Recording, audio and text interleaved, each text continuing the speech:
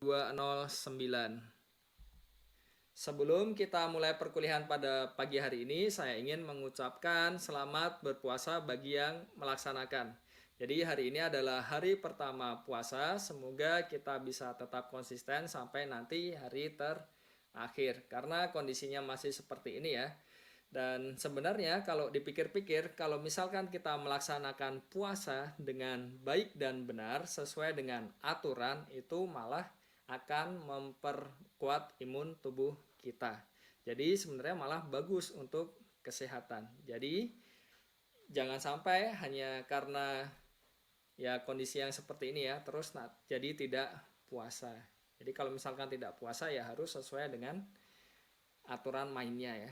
Oke, langsung saja kita ke videonya.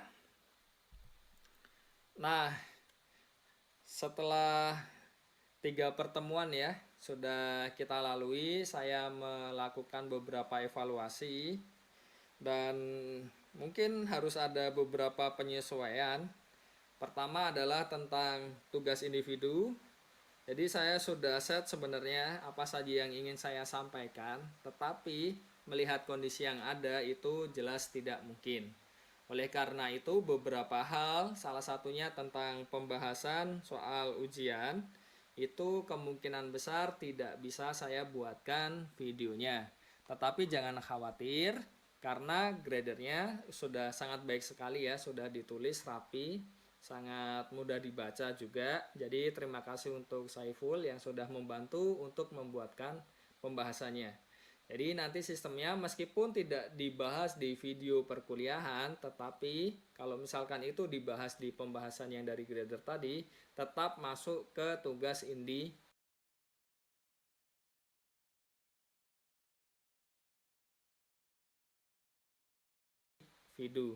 Jadi tugas individunya apa? Ya pertama adalah memahami jawabannya, apakah ya sudah bisa diterima atau belum, dan yang kedua adalah dicek lagi, terus menyesuaikan lagi ya, mungkin masih ada yang beberapa yang kurang pas, dicek lagi. Dan yang ketiga adalah menuliskan ulang dengan bahasa sendiri. Bagaimana? Karena M di sini adalah untuk mengetahui bagian-bagian mana yang masih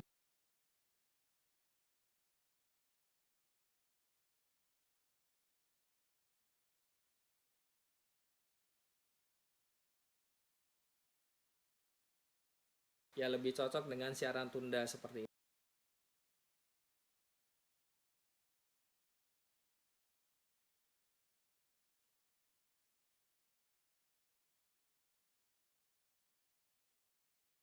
ini. Kenapa? Karena ya faktanya kan bisa dilihat ya. Yang live itu banyak sekali kendalanya karena koneksi di Indonesia itu masih kurang stabil. Itu yang kendala paling utama, dan kadang-kadang juga ya bisa ada beberapa trouble kan juga.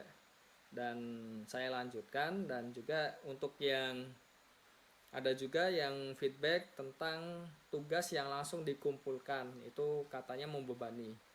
Jadi saya harap kuis yang singkat-singkat seperti yang kemarin terus hari ini itu tidak membebani ya. Kalau misalkan itu dirasa membebani ya tolong aktif dalam bertanya supaya tidak ada kuis lagi.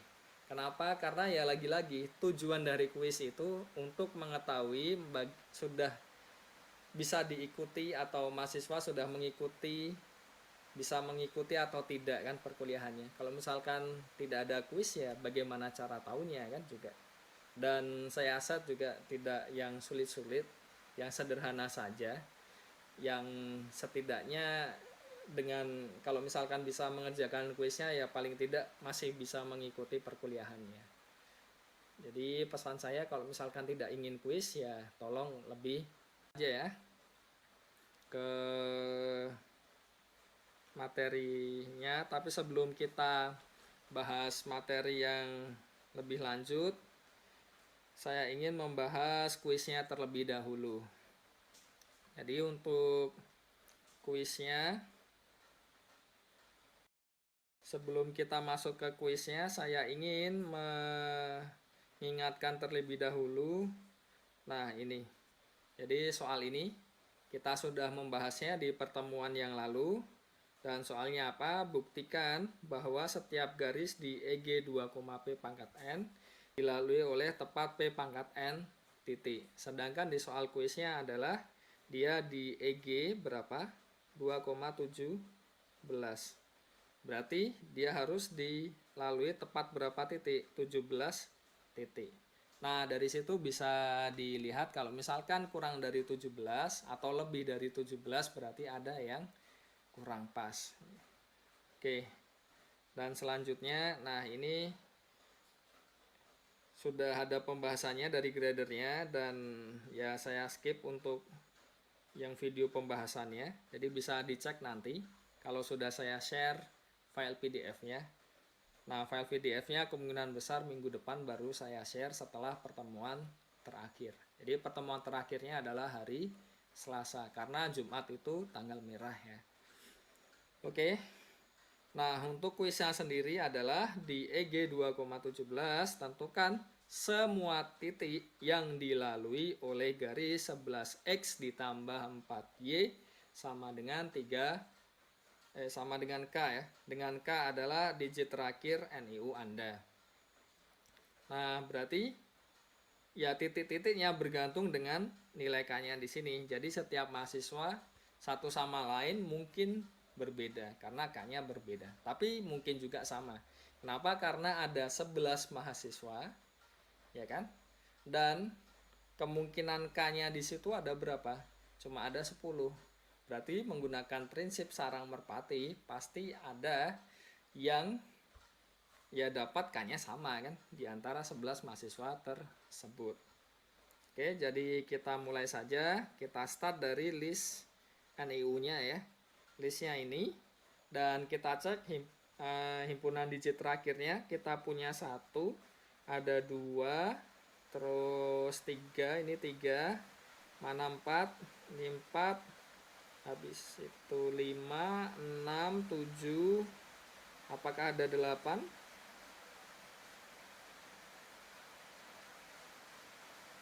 Oh, tidak ada 8 ya ternyata ya. 1, 2, 4, 5, 2, 7, 5, 9, 3, 5, 6, 9. Nah, ternyata tidak ada angka 8.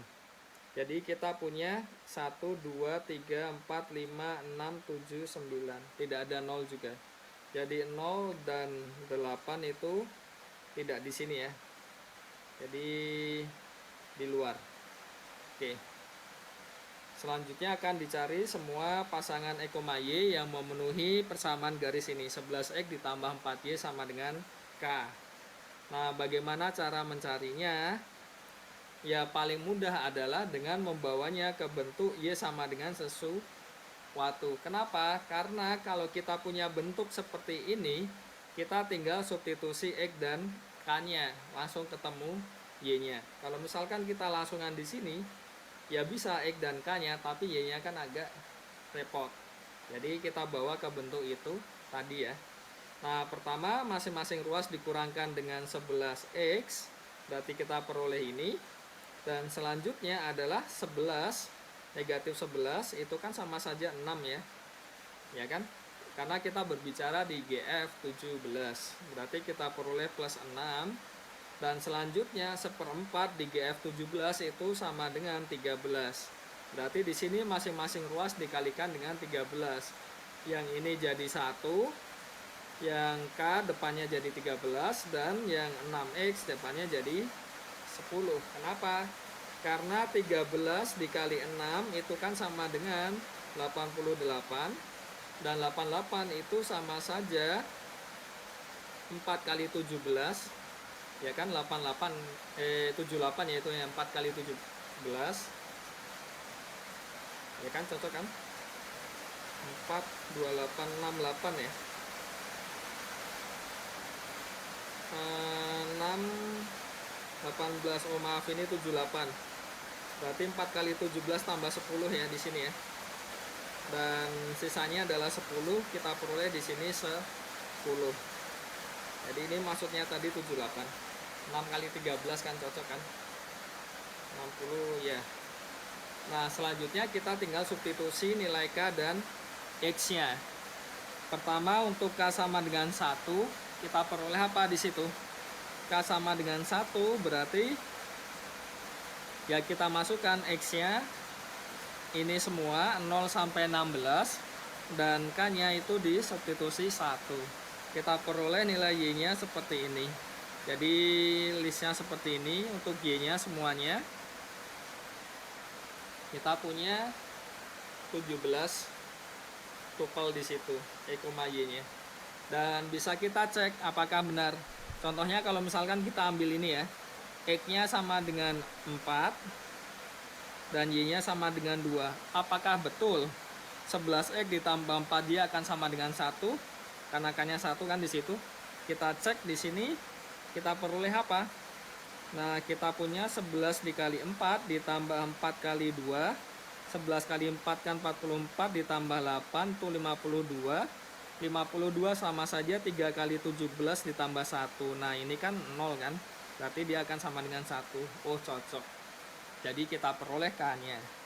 Nah, selanjutnya untuk yang K sama dengan 2, jadi yang digit terakhir dari NIU-nya itu 2, bisa dicek ya listnya E, Y-nya. Dan untuk langkahnya itu sama persis seperti yang di K sama dengan 1. Tinggal disubstitusi saja X-nya dan K-nya. Untuk yang K sama dengan 3 juga sama. Dan bisa kita cek, misalkan kita ambil yang ini, X-nya sama dengan 3 dan Y-nya sama dengan 1. Kita punya 11 kali 3 ditambah 4 kali 1, itu kan 33 ditambah 4, 37 ya. Nah, 37 itu sama saja berapa? 2 kali 17 itu kan 34 tambah 3. Cocok ya, sama dengan 3 ya, K-nya 3. Oke, lanjut. Nah, untuk K sama dengan 4 diperoleh list yang ini. Jadi untuk yang mahasiswa NIU-nya digit terakhirnya itu sama dengan 4, bisa dicek ini semua. Untuk titik-titiknya ya, E, Y-nya. K sama dengan 5 bisa dicek, K sama dengan 6 bisa dicek. Nah, ini sepertinya saya terlalu semangat untuk menghitungnya ya. Jadi 8 tadi sebenarnya tidak ada mahasiswa yang digit terakhir 17. Nah, yang pertama adalah tentukan titik yang dilalui oleh garis 11X ditambah 4Y sama dengan negatif 1 dan garis 7X dikurang 8Y sama dengan 13. Dan ini ya, sama ya tadi ya. Tapi di sini kan negatif 1 itu sama dengan 16 dan ya belum kita bahas yang 16. Tapi ya caranya sama lah untuk titik-titik yang melewati garis itu.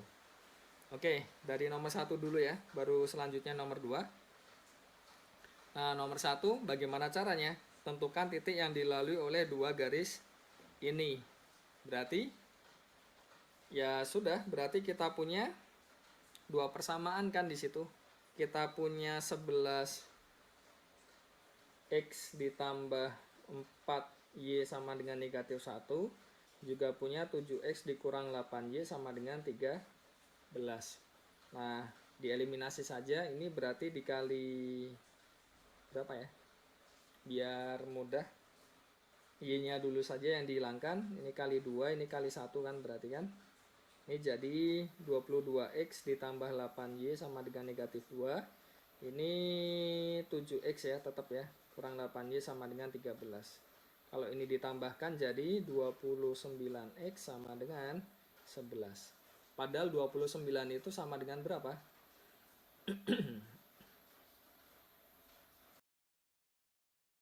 29 itu sama saja ya dikurangi 17 ya di sini ya. 29 kurang 17 berarti kan jadi 12 ya. Oke ya. 12X sama dengan 11 karena di field berarti punya inverse. Inverse dari 12 itu 10 ya. 10 atau bukan? Coba 12 kali 10 itu kan 120. 120 itu 119 tambah 1. Apakah ini bisa dibagi 17?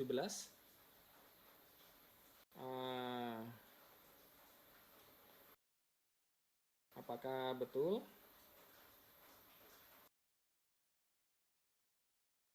7 kali 17 kah? Cocok ya, 7 kali 17. Berarti kan 49, ya cocok. Berarti kan sama dengan 1. Berarti inversnya benar 10 ya. Berarti ini 11 kali 10, 110. 110 itu berarti di sini 6 kali 17. 6 kali 17 itu 102 ya. Berarti ini sama dengan 8. Nah, kita peroleh X-nya sama dengan 8. Dan selanjutnya, apa yang ingin dicari? Y-nya kan? Y-nya itu, Y-nya,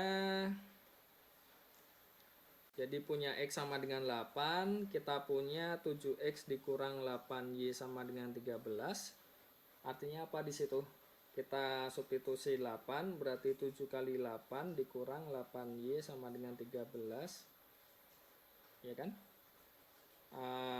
Ini jadi kita punya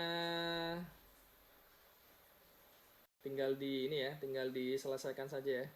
Berarti 8Y-nya itu nanti akan sama dengan ini 56 dikurang 13 ya. 56 kurang 13 itu 43. Ya kan? Ini 8Y. Berarti Y-nya sama dengan,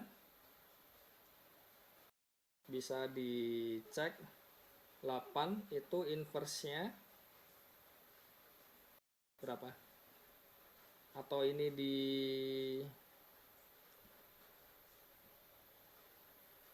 8 itu inversnya 15 ya. Cocok atau tidak? 8 kali 15 itu sama dengan 120 kan?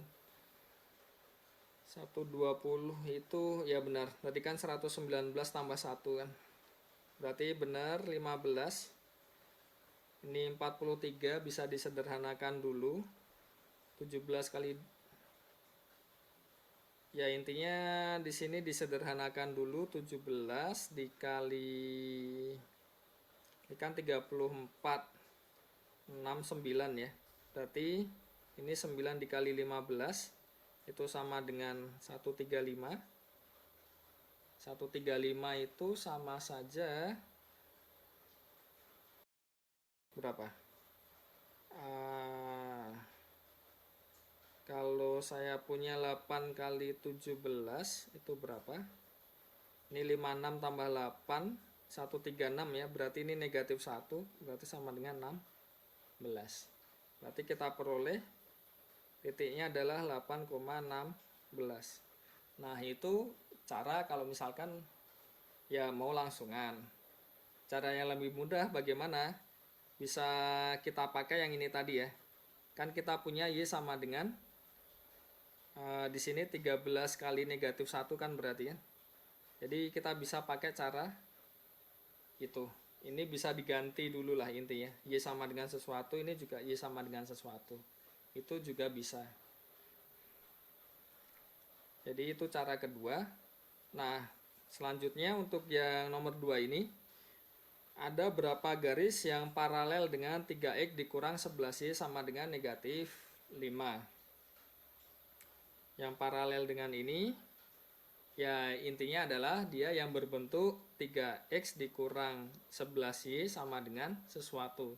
Dan sesuatunya itu dari 0 sampai 16, ya kan? Jadi dia pasti berbentuk 3X dikurang 11Y. Ya, ini pasti berbentuk 3X dikurang 11Y sama dengan sesuatu kan.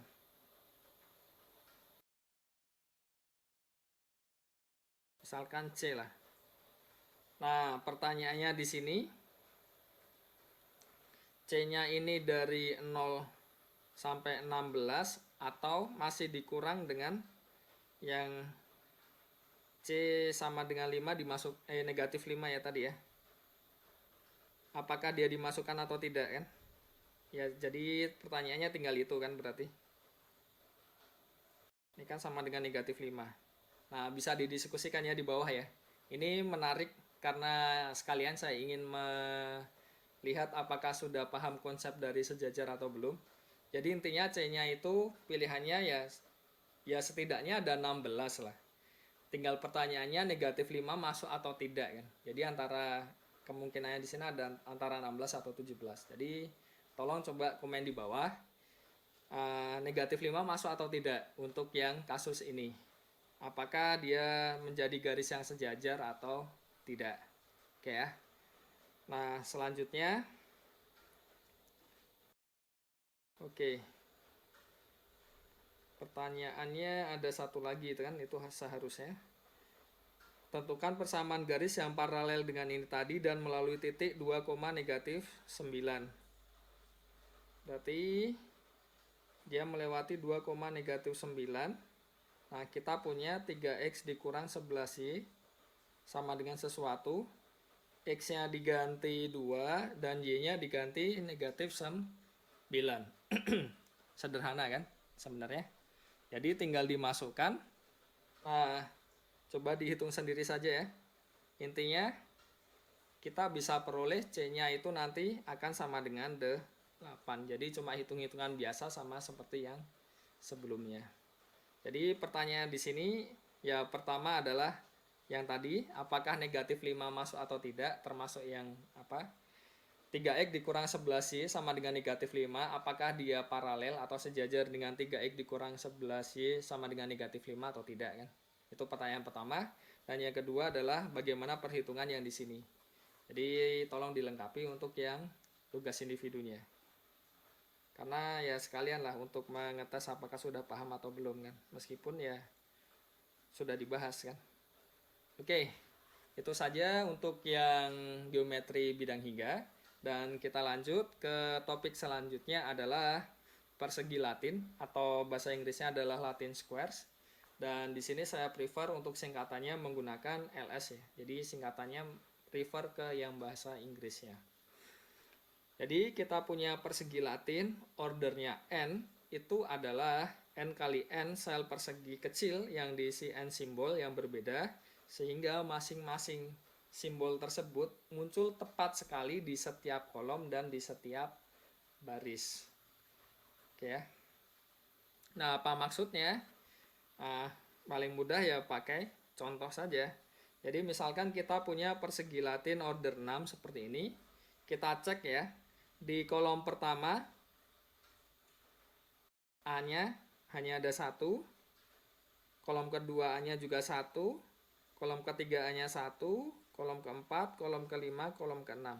Jadi A-nya hanya muncul sekali di setiap kolom. Dan kalau kita cek baris ini 1, 1, 1, 1, 1, 1. Jadi di setiap baris A-nya juga muncul hanya tepat sekali. Dan kita bisa lanjutkan untuk pengecekannya untuk yang B. Ini kan juga B-nya kan, tiap kolom hanya muncul sekali. Dan tiap baris juga muncul sekali. Dan bisa kita lanjutkan sampai yang F. Jadi ini adalah contoh persegi Latin dengan order 6. Karena ukurannya adalah 6 kali 6. Jadi konsepnya mirip seperti kalau di Jepang kan ada permainan Sudoku. Cuma bedanya kalau Sudoku itu tidak hanya sekedar ini ya, tiap baris, tiap kolom, tetapi kan ada yang 3 kali 3-nya kan. Hanya muncul tepat sekali juga. Tapi kalau di sini tidak ada syarat yang terakhir tadi. Jadi syaratnya hanya muncul tepat sekali setiap simbol di setiap kolom dan setiap baris. Oke, kita lanjut. Nah, kalau misalkan kita punya dua persegi Latin, apakah kita bisa menemukan hubungan antara keduanya? Nah, di sini hubungannya adalah tegak lurus. Jadi dia dikatakan tegak lurus jika kita punya dua persegi Latin, kita tumpuk. Nah, setiap tupel yang terbentuk dari tumpukan tadi hanya muncul tepat sekali. Jadi secara matematis itu bisa ditulis seperti ini ya definisinya. Jadi kita punya dua persegi Latin A, isinya ini AIJ, jadi 11, 12 dan seterusnya, 21 dan seterusnya. Ordernya N ya di sini ya, dua-duanya order N. Nah, B-nya BIJ. Setelah ditumpuk kita dapat tupelnya dan ya setiapnya itu pasti berbeda. Jadi kalau mereka berbeda itu kita katakan dua itu saling tegak lurus. Oke.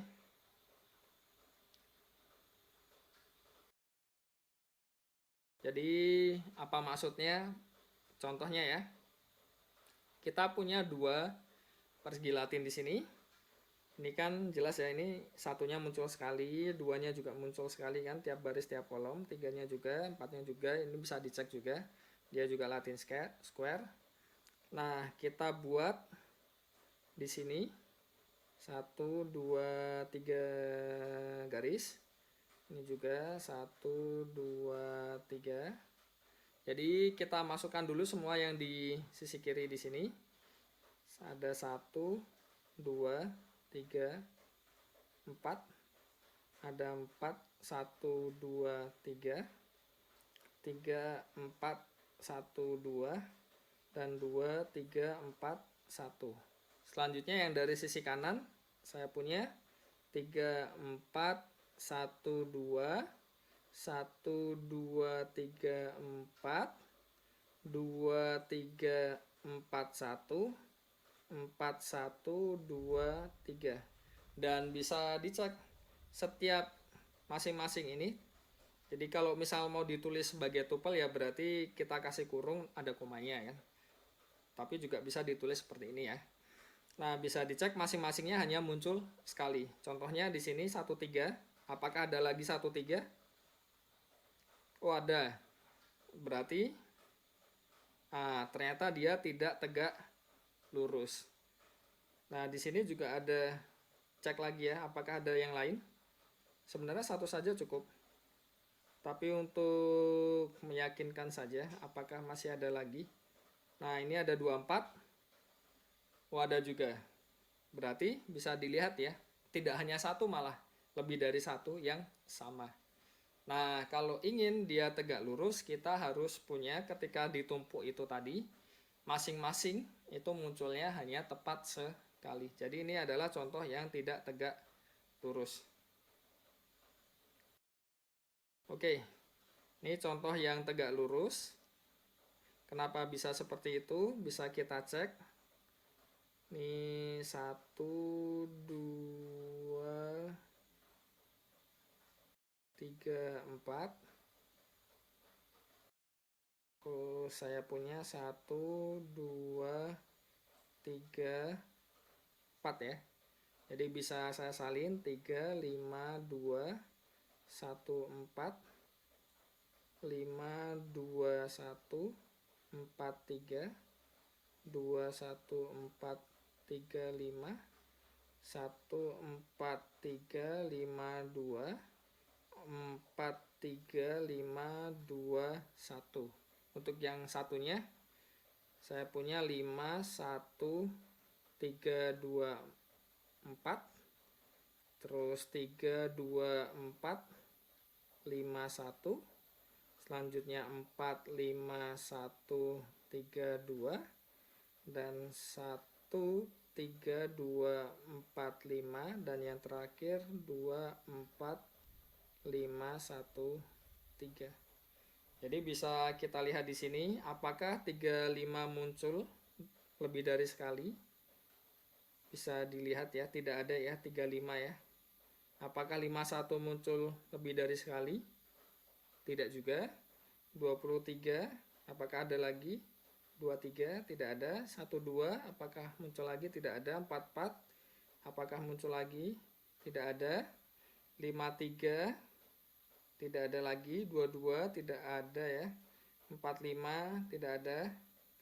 3, 1, tidak ada. 5, 2, tidak ada lagi. 3, 3, tidak ada lagi. 4, 1, tak ada lagi. 15, tidak ada. 24 ada. 11, 43, ya semua tidak ada. Nah, bisa kita cek ya. Ternyata masing-masing di sini munculnya hanya tepat sekali. Jadi dikatakan dua persegi Latin ini tegak lurus. Ya cara ngeceknya seperti tadi kan, bisa satu-satu, dan kalau sudah dicek kan tidak perlu dibandingkan dengan yang lain lagi ya. Oke. Nah, kita punya ini ukurannya 5x5, dan mungkinkah mencari persegi Latin yang tegak lurus dengan yang contoh 1. Jadi contoh 1 ini tadi ya. Nah, ini ukurannya 6x6. Apakah mungkin mencari persegi Latin yang lain yang tegak lurus dengan ini? Ternyata jawabannya tidak. Jadi dapat disimpulkan tidak ada dua yang berukuran 6 kali 6 yang tegak lurus. Jadi kita punya teorema ini, untuk buktinya bisa ya baca-baca sendiri ya. Tapi di sini kita akan menunjukkan untuk yang n sama dengan 2. Untuk n sama dengan 6 itu cukup banyak referensinya, bisa dicoba sendiri. Nah, untuk yang n sama dengan 2 bagaimana? Untuk n sama dengan 2 hanya ada dua kemungkinan, ya kan? Oke, jadi kemungkinan pertama kalau misalkan kita menggunakan AB berarti kita punya AB BA, dan yang kedua adalah BA AB. Oke ya. Nah, dari sini kalau misalkan coba kita tumpuk berarti kita punya AB BA BA AB ya. Atau ya dibalik lah, itu juga sama kan. Dan bisa kita lihat di sini hanya ya tidak mungkin kan. Dan jelas tidak mungkin, kenapa? Karena kemungkinannya hanya AB dan BA. Padahal kita punya 4 kan? Berarti jelas tidak bisa. Itu untuk yang n sama dengan 2. Untuk n sama dengan 6 bisa dicoba sendiri. Jadi ya mohon maaf ya, videonya agak terputus karena tiba-tiba mati listrik, entah kenapa. Oke, lanjut lagi. Himpunan LS yang berorder sama. Jadi kalau kita punya persegi Latin yang ordernya sama, kita himpun semuanya. Dan kalau kita ambil dua-dua, sepasang-sepasang gitu, dan mereka saling ortogonal atau saling tegak lurus, nah itu kita katakan dengan ya himpunan tersebut adalah tegak lurus berpasangan, atau dalam bahasa Inggrisnya mutually orthogonal Latin squares. Oke ya. Jadi contohnya adalah kalau misalkan dia berbentuk standar, itu mudahnya urutan pengisian simbol itu ya akan sama dengan urutan simbol tanpa tabel. Dan bentuk tidak standar bisa diubah jadi standar. Oke, jadi mudahnya seperti ini saja. Jadi dua ini dia saling ini ya, tegak lurus ya. Dan bagaimana cara mengubah ini ke sini dari yang ini ya ke ini supaya bentuknya seperti ini.